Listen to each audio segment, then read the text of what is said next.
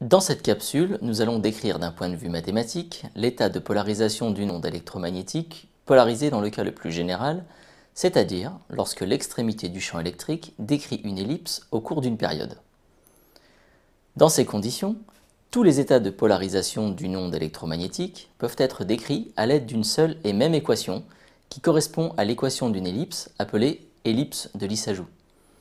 Dans cette équation, grand X et grand Y sont deux variables qui décrivent les coordonnées de l'extrémité du vecteur champ électrique associé à l'onde électromagnétique dont on cherche à décrire l'état de polarisation.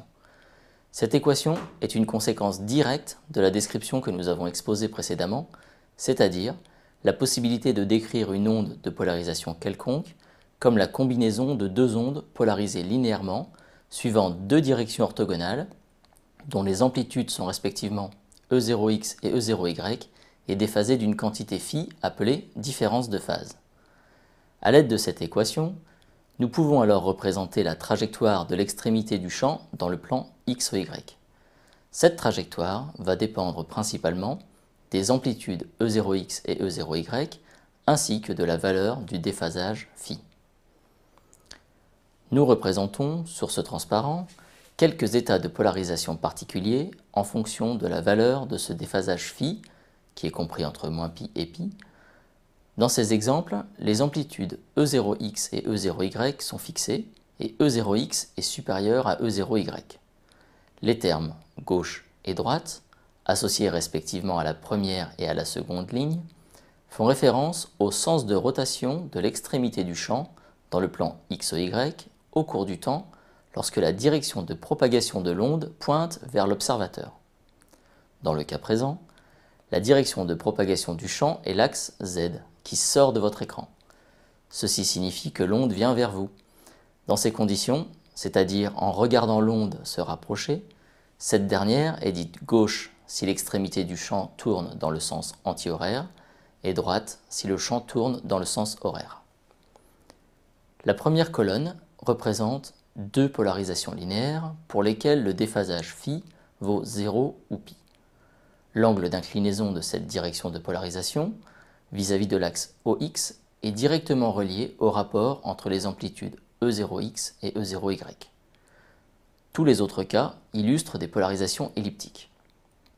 Dans le cas où phi vaut pi sur 4 ou 3 pi sur 4, le même raisonnement pouvant être appliqué au cas où phi est égal à moins pi sur 4 ou moins 3 pi sur 4, l'inclinaison des demi-axes de l'ellipse dépend, comme dans le cas linéaire, du rapport E0y sur E0x. Dans le cas particulier où phi vaut pi sur 2 ou moins pi sur 2, les demi-axes sont respectivement égaux à E0x et E0y. Si ces derniers ont la même valeur, l'onde est dite polarisée circulairement. En effet, dans ce cas, l'extrémité du vecteur champ électrique de l'onde parcourt un cercle de rayon E0x égal à E0y dans le plan x ou y et fait un tour complet en une période grand T du champ. Voyons à présent plus en détail, dans le cas général d'une polarisation elliptique, les paramètres pertinents permettant de caractériser l'état de polarisation de l'onde. L'ellipse, qui représente l'évolution au cours d'une période grand T de l'extrémité du vecteur champ électrique dans le plan x ou y, est définie principalement par trois paramètres. Les demi-axes petit a et petit b, ainsi que l'angle alpha entre l'axe OX et le demi-axe petit a, qui représente l'orientation de l'ellipse. Un dernier paramètre, noté epsilon, permet de quantifier l'ellipticité, c'est-à-dire le rapport entre les deux demi-axes petit a et petit b. La valeur de cette ellipticité varie entre 0, qui correspond à une polarisation linéaire, et 1, qui caractérise une polarisation circulaire. Entre ces deux valeurs, la polarisation est elliptique. Les formules, présentées dans ce transparent, donnent les valeurs des demi-axes petit a et petit b en fonction des paramètres de l'onde, E0x, E0y et le déphasage phi, et de l'orientation alpha. Voyons à présent comment obtenir alpha, ce qui nous permettra par la suite de calculer explicitement petit a et petit b.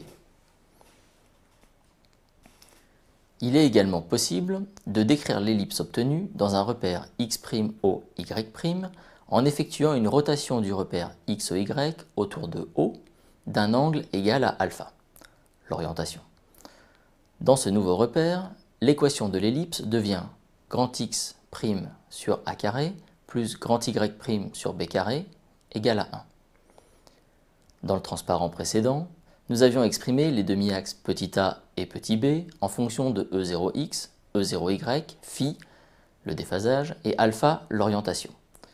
Cette dernière peut directement être obtenue à partir des caractéristiques de l'onde dont on cherche à décrire l'état de polarisation. Ainsi, tangente 2α est égale à 2 fois le rapport E0x, E0y sur E0x carré moins E0y carré, le tout fois cosinus phi. Une fois obtenue la valeur de l'orientation alpha, nous pouvons nous servir des équations présentées dans le transparent précédent pour calculer A et B, les demi-axes de l'ellipse.